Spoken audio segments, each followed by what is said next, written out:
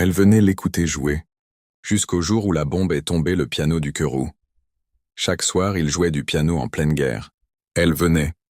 Elle l'écoutait. Puis un jour, elle ne revint jamais.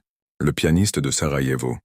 Une histoire vraie des amours sous les bombes, 1992. Sarajevo est en feu. La guerre déchire la ville. Les immeubles s'effondrent, les enfants fuient. Et pourtant, au milieu de tout ça, un piano résonne.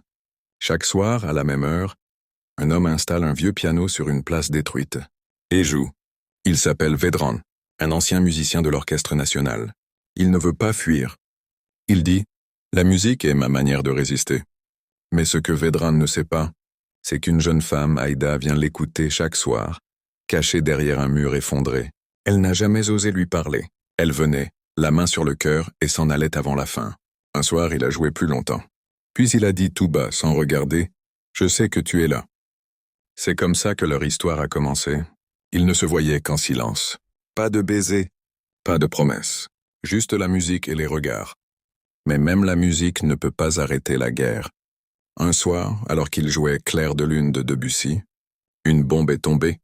Vedran a survécu. Mais Aïda, non. On a retrouvé son corps, les yeux ouverts, encore tourné vers le piano. Vedran a quitté Sarajevo le lendemain. Il n'a plus jamais joué en public. Mais il a dit une phrase qui restera gravée dans l'histoire. Elle écoutait ma musique pour survivre. Maintenant, je me tais pour qu'elle repose en paix. Si cette histoire vous a déchiré le cœur autant que moi, laissez un ou un en commentaire. Abonnez-vous pour découvrir d'autres histoires vraies qui méritent d'être entendues. Likez cette vidéo, partagez-la avec quelqu'un qui croit encore en la beauté dans les ténèbres. Et en commentaire, dites-moi si vous voulez la suite de cette série.